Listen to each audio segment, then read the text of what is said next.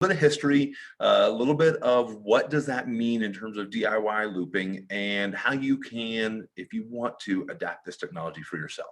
So give you a little bit of information on where we're going to go. Just real quickly, we'll give you a little bit of background about ourselves. I'll let Carson tell you a little bit of her story, and then we'll walk through the tech in general, because DIY looping involves a lot of aspects of technology. It's all the technology you've ever used in type 1. Excuse me, now I'm about to sneeze. Wrapped into one nice bundle to actually make something really very powerful. We'll specifically look at Loop because that is the now most common version of DIY looping, and it's the version that Carson runs and that we still work on a little bit. And then we'll take time for question and answers at the end. Now, with that said, it looks like there's only about a dozen of us on here. So if you have a question during the session, please just pipe up, interrupt, step in. We've got plenty of time. I've only got, I think, about 172 slides. So we have plenty of time to get through this and answer any questions you have. I mean, your questions are way more important than any slide I have. So if you have something you want to know, please jump right in and we'll do our best to answer you. If we can't give you an answer today, I'll follow up. We'll talk, I'll connect through Catherine and we'll get an answer to help you out. All right. So first things first, just to keep all the lawyers happy and safe, DIY looping is not FDA approved. As a matter of fact, it's probably FDA frowned upon. And everything we're going to talk about today is purely anecdotal, except that it's real. And you are responsible for your care always. Always, always, always. This is your system. If you don't know how the system works, you can't troubleshoot the system, and then you find yourself up at 2 a.m. hoping somebody is on Facebook ready to answer your questions, and it's not a comfortable feeling. So please, everything we're going to talk about, read, dig in, digest, read again, and then take the step, because it is an amazing, amazing thing. And with that, here's us. So now you can pick us out at the airport. I'm James Wedding, as Joe said. I'm the founder of the Nightscout Foundation. I'm not the creator of Nightscout, as much as I wish I was. That's John Kostick and Lane and Ross and some folks we'll talk about in a minute. I'm just a techie that was really pretty disappointed in the state of diabetes technology. For the record, I don't work for Bigfoot Biomedical. I know some of the folks there. They are brilliant people, and they make really good swag. So that's why I have that shirt. All right, Carson. All right, that's me. I think we have another picture here. I've been diagnosed with diabetes for almost 10 years now. It'll be 10 years in February. I'm currently a senior in high school. So that's interesting right now. I've been looping since Thanksgiving of my sophomore year in 2018. So we're coming up on 2 years now, which is super exciting. That's about it. We have some of the benefits of the loop here. I don't do this for very often. I'm not used to talking to people like this, like my father is. So I am unfortunately not quite as well spoken. Oh, you do great. So this is the big thing. I mean, if you get nothing out of us, we both sleep. We both slept last night. We both slept the night before last. I think one night last week, I came in and gave you a little juice because we bolused for a big dinner. And then we all got sort of not hungry halfway through it. So every now and then things still happen, but by and large, we get to sleep. All right, let's talk about the tech in general. Where does this all come from and how does it come together? Well, it's the basic stuff. When Carson was diagnosed, I was shocked at the abysmal state of technology in the type 1 diabetes world. I remember they said, here's your diabetes log, and handed me what looked like almost a mimeographed blue line copy with date, insulin, time. And I was like, what is this? And I go, that's your log. We need you to fill that out every time you give her insulin for the next 30 days, and then we'll come back and we'll talk about it. This is a joke, right? Unfortunately, it wasn't, and we've all been there, and we know, I mean, there are still hundreds of diabetes and insulin logging apps because of this need to make the state of technology better. We finally moved on to an insulin pump, and Omnipod, with all of their advancements in the world, was still knocking out this blueberry or blackberry wannabe garage door opening control system. That again, this is the best we can do. Okay. So now we get a CGM and we plug that CGM and Carson carries around the giant candy bar. And every time I want to know about the information, I say, hey, Carson, what's your number? What's your number? What's your number? How is school? What's your number? What's your number? Carson, why is it beeping? What's your number? And we know that's not the conversation we want to have. And for Carson, I think you were in 5th grade when we got the CGM. No, it was 3rd grade. 3rd grade, 4th, yeah, third. Wow. Because it was like a year after. Because they wouldn't let us get anything for a year. Elementary school. This thing's beeping in her backpack. This thing is beeping at lunch. This thing is beeping at recess. Honestly, it was so bad. We just quit using it because we're like, so what? All it's doing is annoying us. And if I want to know her number pre-meal or when she comes home, she does a finger prick. And that was actually less of an annoyance than the CGM and all of its various alarms and the giant scary needle that Dexcom used to have for a young kid. It's not a great solution. And of course, the two didn't talk to each other. So why bother? Well, and then I'm working at home and there was a tweet. And you can see this is 6 years ago, 6.5 years ago now. John Kostick out of New York posted a picture of a Pebble watch showing numbers. And it was crude and it was black and white and there was no pretty UX on it, but it was a time and it was a stamp and there was a CGM reading. And Melinda, my wife, basically yelled at me from the kitchen and said, come here, you have to see this. I was like, I'm working. No, you come here now and you find this person and you get this because this is what we wanted. And you can see I reached out to John in February. I was like, okay, this was like the polite version because my first version was gimme, gimme, gimme, gimme. And John was like, hey, we're working on this. It's an Android phone. You can see the rubber band. They had this thing strapped to his CGM, but he made it work. And it was amazing. And then it turned into a Facebook group. And this is where Nightscout came out of. And it really was Lane Desborough, who was at the time working at Medtronic as an engineer, Ross, who worked with him there, and John. And the three of them figured out a way and basically the story I've heard is they stood in the driveway one night and basically said, okay, we're going to put this out there knowing that it's going to upset a lot of people and that it could cause us a whole lot of heartache and a whole lot of heartburn, but this is too important to not share. Jason Adams got wind of this, created the CGM in the Cloud Facebook group, and it blew up. And it is now 40 or 50,000 people, I think, in that Facebook group. And it really started with just this idea of remote monitoring. We just wanted to get to the information. And we're seeing a fairly advanced version of Nightscout. And someone asked about A1C. We'll have to jump back and look at it now a little bit later. Remote monitoring is what we started with, and it was just the trend line and just the green line on the screen. And over time, it has evolved, and we had just the direction, and then we had an arrow, and then we had the time that it was added, then we had trend lines, and then it was how many days of data. And now you can see all of the things that are part of a pretty advanced Nightscout site. So we can see this blue line at the top representing basal information. You can see it's going up and down in reaction to the loop. We can see the trend line that is happening with her CGM reading. You can see this was, I think, early this morning. You can see the delta, and we can also see some of the micro boluses that are happening along the way. Once you start having the data, then you can start generating reports. And we were able to use this data, and people said, well, I want to do some analysis. I want to grab that database and I want to start pulling information out of it. And these are some of the basic reports. You can see time and range, you can see total insulin, you can see daily delivery, you can see all the sort, you can see, in this case, we're not logging protein and fat, but some users do that as well. The reports also very similarly, you'll be amazed. They look something like, Dexcom might put out. And so this sort of information, including an A1C estimate, this isn't Carson's, I think this is probably Sydney Farnsworth at some point.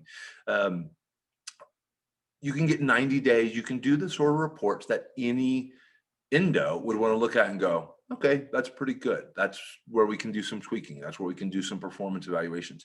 Even before we were looping, the reports we were able to take in and look at with our endo in Dallas gave us a better view than anything that Dexcom was giving out for 14 days. We were able to look at 90 days of data. We were able to stack weeks, months of data on top of each other and look for trends and do tweaking and really adjust where we needed to adjust. There's also the option, you can see some of the care portal options. And all of this technology was great, but it still didn't talk to the pump. So the problem is an insulin pump. And we all know this, that an insulin pump is basically cruise control. And cruise control is great on the highway, but it doesn't stop you from running into the guy in front of you. It doesn't stop you from turning on cruise control when you're cruising through the neighborhood. And you really probably shouldn't be doing 65. Cruise control is great for the right situation, but you still have to drive. And that's not what we wanted. And a gentleman named Pete, gosh, how are we going to blank on Pete's last name? Isn't it 8? No. What's that? Oh, Pete Schwamby. Drawing a complete blank. Pete Schwamby and Nate Ratcliffe created an app and then created and built from scratch this little board you see in the middle of my screen that was called a Riley Link. And at first, they used the technology, they used the algorithms that had been created to control older Medtronic devices, and they were able to tie together the CGM data with then controlling the pump. And it was a combination of work from a guy named Ben West, who had decoded manually all of the radio signals that drove the Medtronic pump, literally one signal at a time by himself, hundreds and hundreds of hours to decode, because nobody else was doing it. Ben did this basically alone for years. Dana Lewis and Scott Liebran had created the open APS system to start driving some of the algorithms, start calculating, if insulin is changing by this much, how much insulin do I need? How do those two correlate and how we can drive that together? And then Pete and Nate created this really, really nice UX that runs on an Apple iOS device to give the user some control. So it was a collection of people contributing their knowledge, contributing their expertise, and then adding it up to all together to create an adaptive cruise control. So, for those of you who own the Tesla, you know that as you get close to a car, it slows down. I think there's other cars that do it now, but Tesla was always the one that I wanted. But this gives you that closed loop, and this gives you that ability to change that baseline basal. Was the first version of Loop used basals, essentially in increments, the smallest temp basals that were available to drive the change in insulin. So it would be every 5 minutes, it would set a temp basal, and every 5 minutes, it would change that temp basal. And you can see here some of the early on pieces. So that's the general premise of Loop.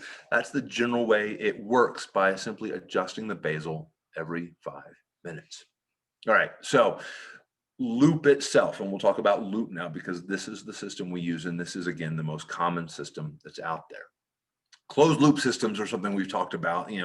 This was the promise when we first got our pump was, oh yeah, you'll have something next year. Oh yeah, you'll have something in 2 years. 5 years is the magical type 1 answer for everything, right? Heck, we'd all be cured in 5 years if we believe the stories. So this is where we are right now. You can see there's great technology out there. I believe the Control IQ from T-Slim is something that's really popular. Lots of people are having great success with it. But this is where DI loops are already. And, it's been 2 years since we started on the Omnipod loop. People have been looping on Medtronic devices for 3.5, 4 years, and we're just now getting to a commercially released loop that does sort of what Pete was doing 3 years ago, 4 years ago. So they're always going to be ahead simply because we're able to adapt and move forward very quickly. All right, so let's talk about what systems are there for DIY. Android APS is out there and works with the Dana, which is a EU and Asia typically available pump system. It's not one we see here in the US very often. If you can get your hands on one, it's a great pump, but it's not something that is generally prescribed here in the US. And it is using the Open APS algorithm that Scott and Dana pushed to the front. Loop is a solution we're going to talk about. Again, works with the older Medtronic pumps, works with the Omnipod Eros, not the Dash system that's out there right now. Right now, Omnipod and Insulet, thankfully, is still shipping a mix of these devices. But if you find yourself getting into Loop and really enjoying it, you'll probably find yourself like us with a treasure chest of Omnipod Eros devices, because you don't want to be controlled by the manufacturer deciding one day that everybody's going to something else. OpenAPS is the other system that's out there, but unfortunately it is tied to an Edison Explorer board, which is no longer manufactured. Now, you can still find them on eBay, you can still find them in shops, etc., but you're sort of stuck on that system. The other thing on the OpenAPS system is that it was essentially, it was a developer system. It doesn't have a pretty nice UI with buttons and slides and graphs and dark mode and all those sorts of things. It does the job really well, but it's not overly friendly. So that's how we wind up with almost everybody that is currently looping, that is new to looping, especially in the Loop system. And Catherine said, I'd love to get on it, but I really don't like Apple phones. I hear you, but that's where we are today.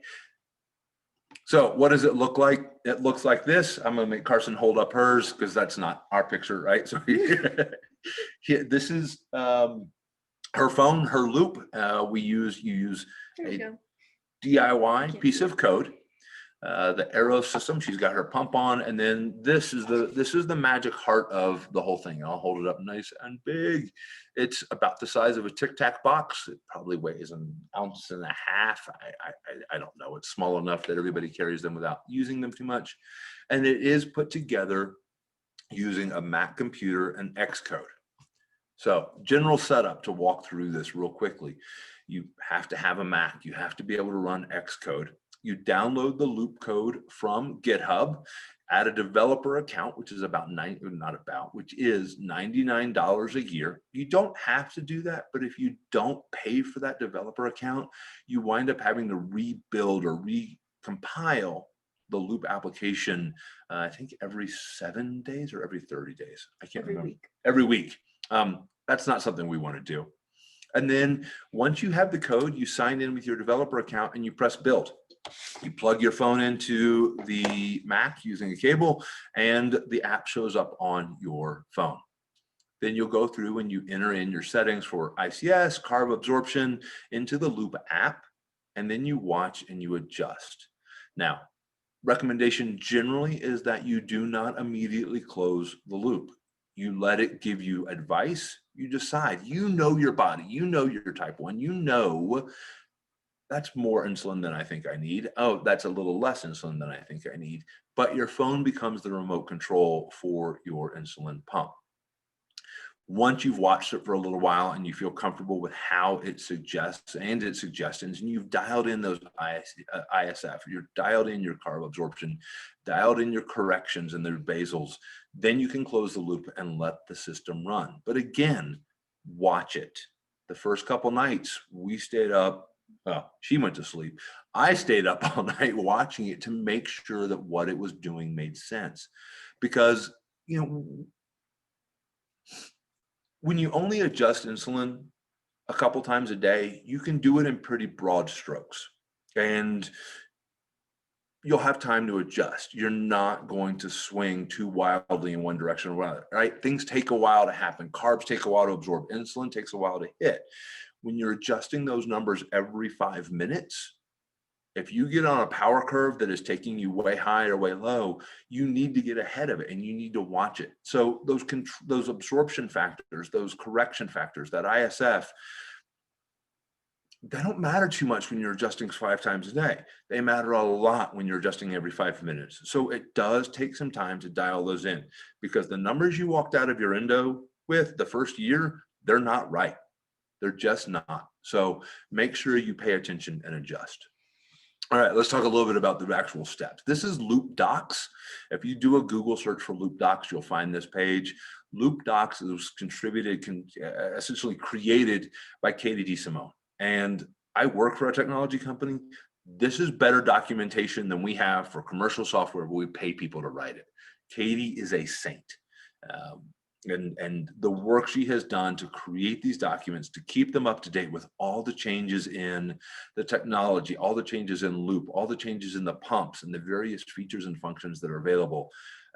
She's put hundreds and hundreds of hours into this, and they are really good, but you have to read them. You really do have to read and digest and absorb, because every question, almost every question that comes up in the Loop group that we'll talk a little bit later, she's got the answer. And if you go through the initial setup and you get stuck someplace, it's because you didn't read to the end.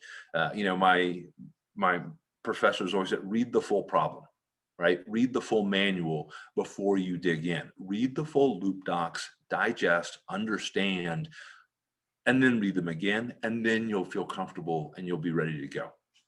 All right, so I think this is actually a redundant slide. We've talked about this a little bit before, but again, the Loop app acts as a remote control, and it does try to adjust for the unexpected, and it does try to adjust for the things that happen. And I'm going to actually pull this over, and we're going to talk about this morning. We're going to talk about where does Loop adjust for the unexpected, because you can see this morning. You can see these small numbers are the Loop actions.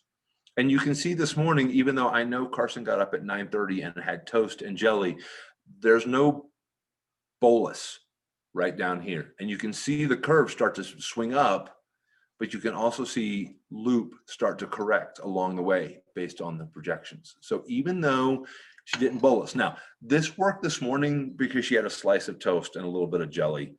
This wouldn't have worked if we'd gone for the giant bowl of sugar bombs. But for a lot of sort of reasonable meals, Loop will take care of it. So it does try to adjust for the unexpected and then let us swing along for the ride. All right, so you can see that was our number. You'll also see that it does offer, this is Kate's, and this is what a bolus looks like. So how did I know there wasn't a bolus this morning? Because there was no big blue and white circle showing a bolus, showing a carbohydrate, and then also showing the bolus that went along for it. So that's what a bolus looks like in terms of Loop. Now, all this stuff is great, but we also know that we have changes in our lives. Loop is smart enough and has some functionality that allows you to drive these things. So you can set lower targets. You can change the overrides for ISF. You can also set them to expire. I'm going to go to the gym for 90 minutes. I'm going to eat in an hour. So let me go ahead and start pushing the insulin into pre-bolus, right? How many of us have been told, oh, you should go pre-bolus, and then we forget to pre-bolus? Well, I don't, but somebody else I know might on occasion. You can use those things. Hey, I know I'm going to go to lunch. You can also set them up. And this is where Kate Farnsworth, and Kate did so much on Loop, and we'll talk a little bit. And by the way, this is mostly her content. So if you like it a lot, shoot her a message. You can use a tool called If This Then That to set temporary targets with one button, to schedule things, and then even to have Alexa drive your system. So let me make sure I am sharing the audio. And what does that mean? It looks like this. So let's watch Kate's system in action. Alexa, trigger workout mode. Sending that to IFT. So did you see the little gray bar pop up right there on the display?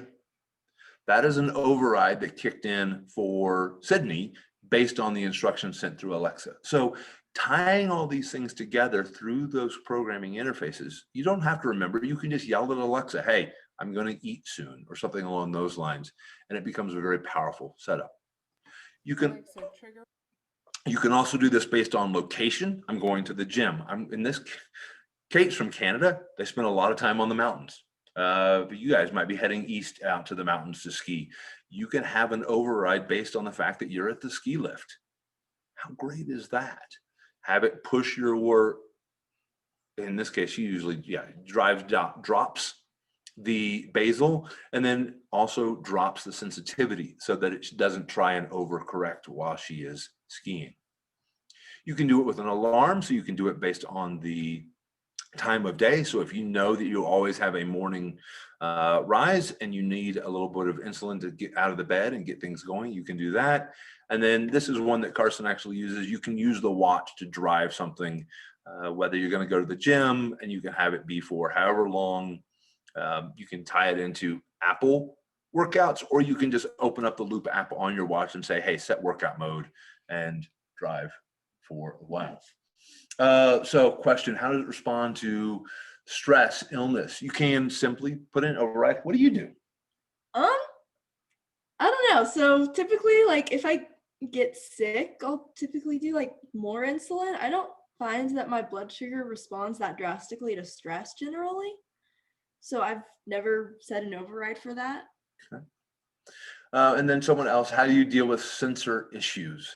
Bleeder, all the things that happen with type 1 technology still happen.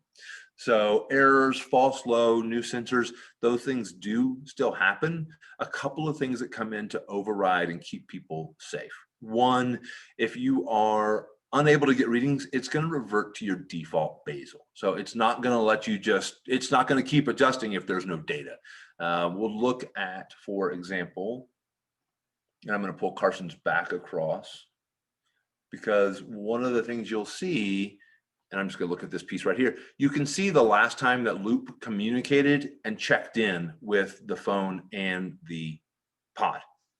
If it is longer than 5 minutes, right, that reverts things back to, that's a little bit, and we'll talk about these little micro boluses, but that's part of why Loop has started moving to using very small boluses instead of those temp basals, because the shortest period you can set for most temp basals is 30 minutes. And we found that by going to a very small bolus, you didn't create a situation where either a increased basal or a decreased basal sent you on a curve with no feedback loop for half an hour. We ran into that a couple of times at marching band practice, and we're like, a temp basal would kick in to go higher.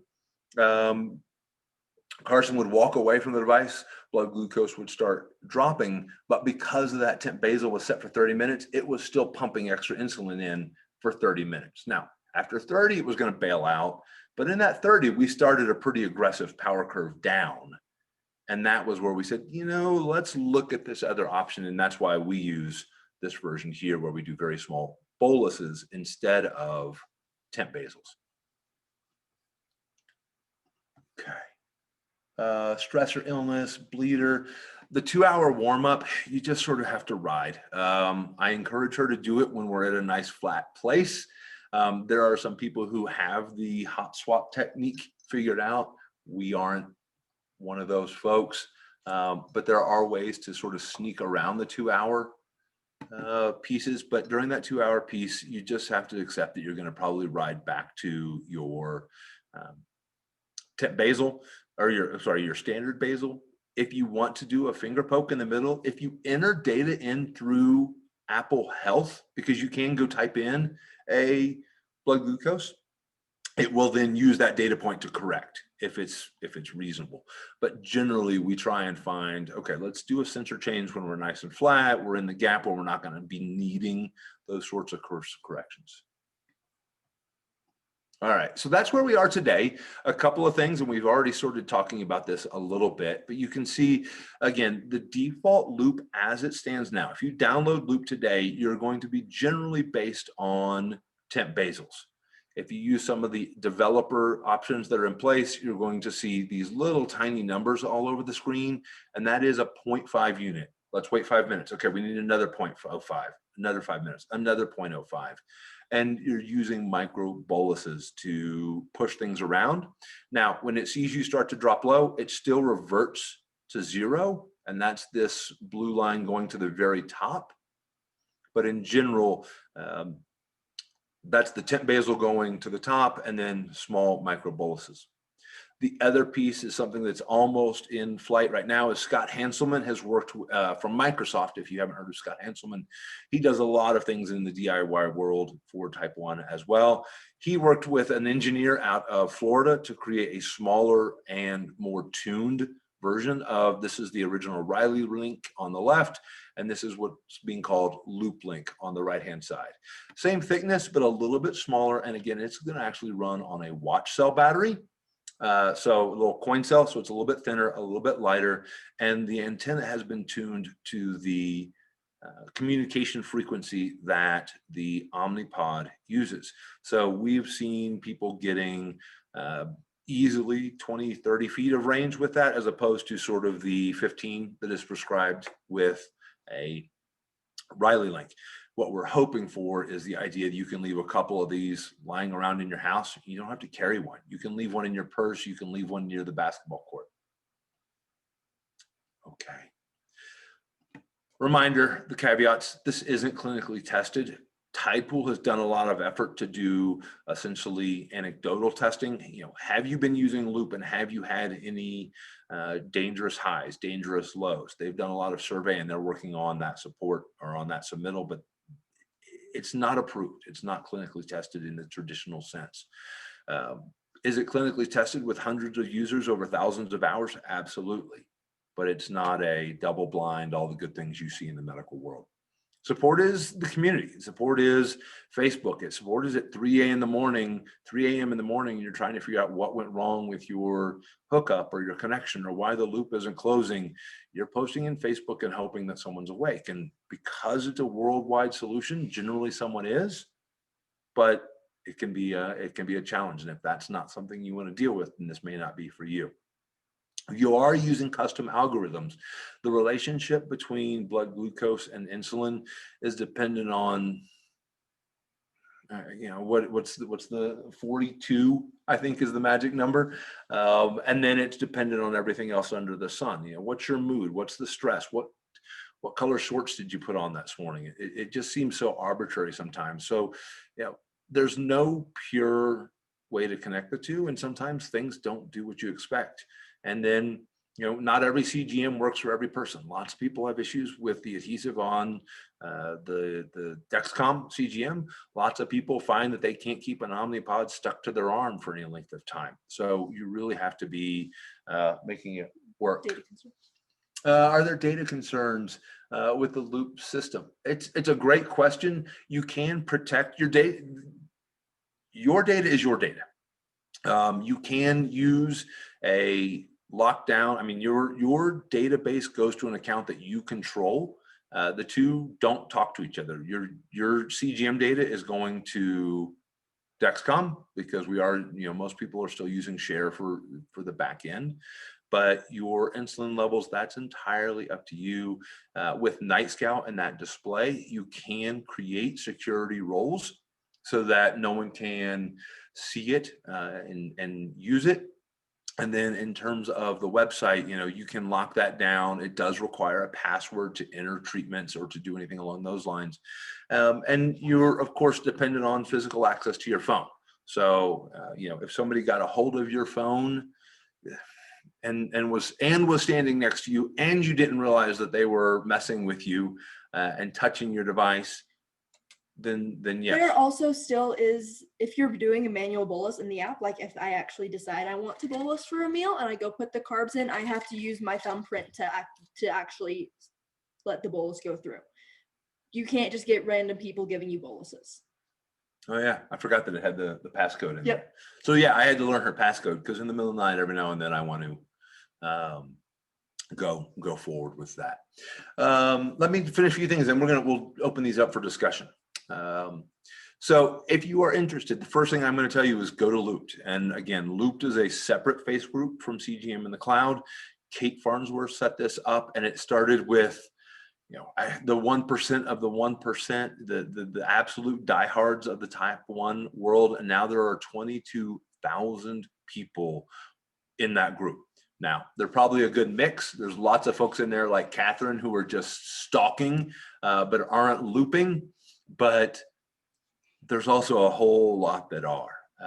We see people all the time. We have not quite neighbors, but Carson babysits for another type 1 who is looping and is in there all the time. Obviously, we have good friends here in the Denver area that are. You don't have to go alone, and by no means should you. And then there are commercial options on the horizon. And I emailed Howard Look with Tidepool this week and said, hey, I'm going to be showing this stuff off. What can I tell people about the commercial sort of happy approval options? Just to give you an idea, they are working on their first submittal. They're working to have this in by the end of year. But the same group at the FDA that is reviewing their application is also the same group at the FDA that is reviewing COVID testing applications. And he gave me the number that as of August, so a couple months out of date now, they had a backlog of 900 submissions to go through and decide what to do with that interaction. So it's a question of resources. And I can't imagine, honestly, that the Tidepool submission is going to be top of mind when it does get in. We've got other things going on at the FDA right now. They're also dependent on the device partner. So even though they could get a controlling algorithm in place, they are dependent on Dexcom, they are dependent on Medtronic, they are dependent on Insulet to all build in that functionality and create those APIs for them to use to control those devices through the commercial approved frequencies. And then, of course, it's an Apple app. And it's an Apple review process. And for medical devices, medical control, I can tell you that takes a long time. Dexcom complains about it. Insulet complains. Everybody complains about what's involved, but it is an Apple review process because it's a medical device and you're pushing insulin around, and that's something they want to make sure they understand. So if you are interested in keeping up with the commercial version, please visit Tidepool. Tidepool.org, and they've got a blog, and they are being as transparent as they possibly can. It's a breath of fresh air compared to, of course, the other companies that are out there like, we're working on it, 5 years. So there's that. All right, questions and answers. You don't have to type, but we will answer the things that are here in the system. Physicians responded to DIY looping. What does your endo say? My endo thinks it's interesting. Most of the time I go in and I talk with him, and he schedules me for an hour, and we probably spend about 15 minutes of it talking about my actual diabetes. He has responded super well to it. There are some physicians that have not, and you see a lot of people in the loop group saying, hey, my endo is not going to prescribe me XYZ anymore if I continue to loop. Are there any loop supportive endos in this area? So it does really vary depending on your physician and their opinions on technology and the DIY approach to healthcare. Yeah, the Dr. Alonso here in Denver has been amazing. When we first moved here, we were already on the road to doing this. And we sort of felt him out. We're kind of, hey, what do you think about this looping, those crazy DIY people? And he was like, oh yeah, I know some of them. It's pretty cool. I got to know more about it. We're like, okay, good. Because in October, we're going to start this. And he's like, oh, okay. So at your next appointment, we'll talk about it. When we were talking about going to camp, we were working with, Carson was signed up for ADA camp, I think. We were looking at Camp Colorado. We were looking at an ADA camp, and he is the camp medical director. And of course, there's concern about this, DIY thing at camp. But because Tidepool had started their research process, he was able to work with the ADA and actually suggest, all right, you're in a studying the effectiveness of DIY looping. So we're going to create a category for people that are in pilot phases of studies, and we'll let you bring your pod to camp. Now, we ended up not going because of band and a number of other reasons, but he was really, really flexible and really worked with us to make sure it was going to work. Some aren't. We hear horror stories. If this is something you want to do, honestly, if you're at the point where looping makes sense to you, you're probably at the point where the endo is writing the script, and there's lots of endos who will write prescriptions. So it's definitely something to investigate. But if you're in an area where there's the only one, then it's a hard spot. And you see lots of people, like Carson said, in the Loop group ask for other advice. Other than Loop Link mentioned, other advancements, bells, whistles, there's always stuff coming down the pipe. There's always people looking for new things. There's people who have, so Carson's is an open container, right? We don't take this in the water. We don't take it in the shower. We don't go swimming with it. Folks have created waterproof cases for this. Folks have added on, wireless charging capabilities to this because it's open source. Pete Hanselman, the Loop Link, right? He took the GitHub plans that Pete Schwambe had provided for Riley and then said, I want to make some changes here. I want to make this better. And so because it's open source, you always see people doing things. Probably the biggest one that I know of that we're actively pushing for, I know Katie has asked for, is the idea of profiles, right? Mensa, stress, exams, I'm doing the night shift, all the things where you want to change, not just temporary, but you want to change the entire array of variables, right? That's a different profile. When you're using an Omnipod PDM, you had the option of creating different sets of profiles, different sets of settings. We're looking and really trying to find a way to make that functionality available inside of Loop. But again, it's open source. So if that's something that intrigues you, you can take it and build your own. It is an absolutely flexible system. Camp Leo amazingly is happy to work with participants working with Loop. Talk to the medical lead there. That's great to hear, Catherine.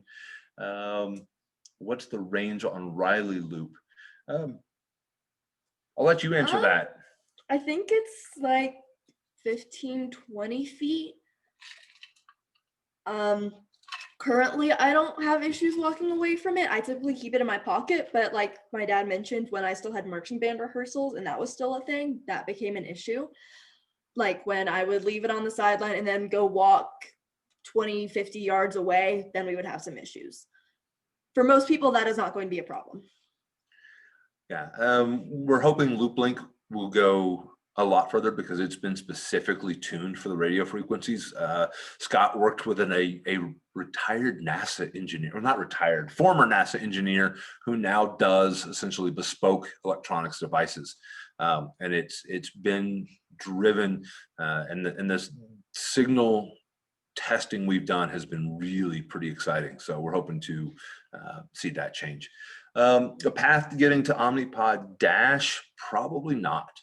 The changes in the Dash system now, because it is a Bluetooth algorithm, they're able to do a higher level of encryption. To give you a sense, we talked a little bit at the beginning. I think Joe said, yeah, I had created the Omnipod bounty program, OpenOmni. We created that bounty on, and I'm going to actually cheat and use my update here. We created that bounty in May of 2016. And 2.5 years before we actually had a testable system. And the only way we got into that was there was a really retired Google engineer in California who saw a desperate plea on Twitter who said, I love reverse engineering devices. I'd be happy to jump into this and mess around with it. And he basically sat and sniffed out the communication back and forth between the PDM and the pod until he figured out the device handshake. And it was one bit at a time to get that working. So it really was something, I asked originally in May of 2016, hey, anybody want to solve this? It was September 13th, 2017, before somebody had created an algorithm just to complete the hello, how are you piece of back and forth between the pod and a radio receiver. So lots and lots of work. And Omnipod is the new Dash system is going to be locked up tight.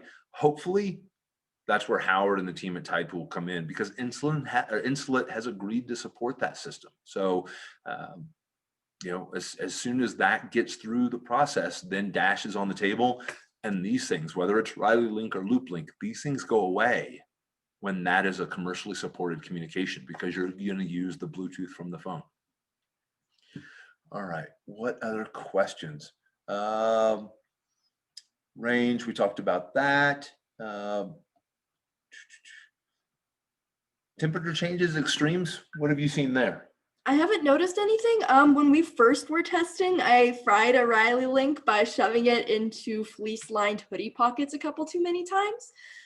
But we also live in Denver where it is extremely dry in the winter and there was a lot more static than anticipated. So I don't feel like that would be an issue for many people. And that was also at like the very beginning. It was. Path going forward. Oh, tandem pumps. Right now, no. The older Medtronic, we have to figure out how to talk to the pumps, and tandem solutions are modern.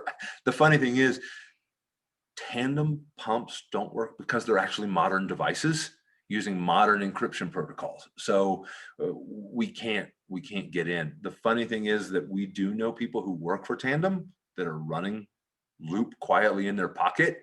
But then we also know people who have gone from Loop and then went to the Tandem IQ solution because it does work. It's really a good answer if you like the tube pump. If you can get to that solution and you're okay with tubes, then you sort of, you have most of what Loop has, at least as a baseline, in a built-in commercial device. What happens if you lose cell service on an airplane?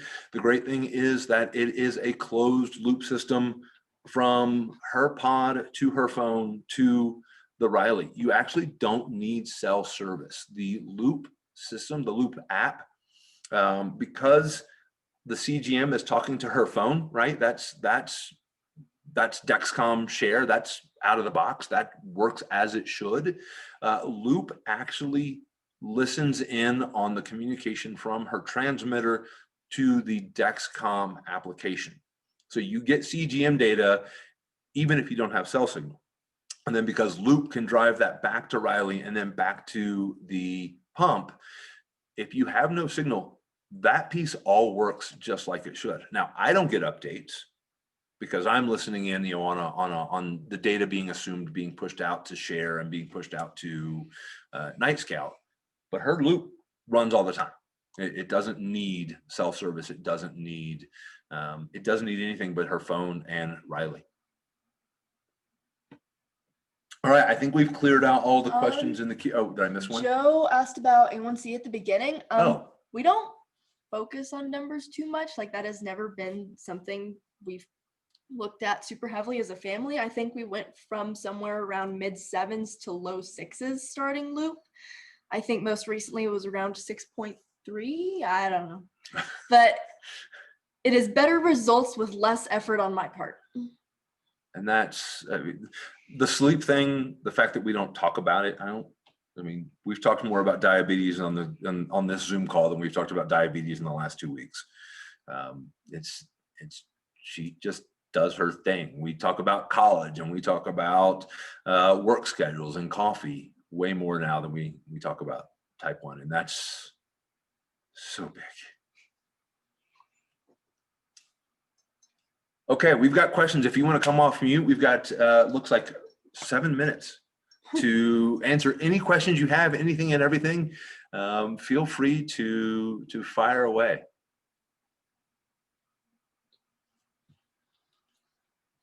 And I'm going to put up a slide of links just in case you want to know more about some of these things. If anyone has any other, please jump in. But say echoing. I don't know. Here we go.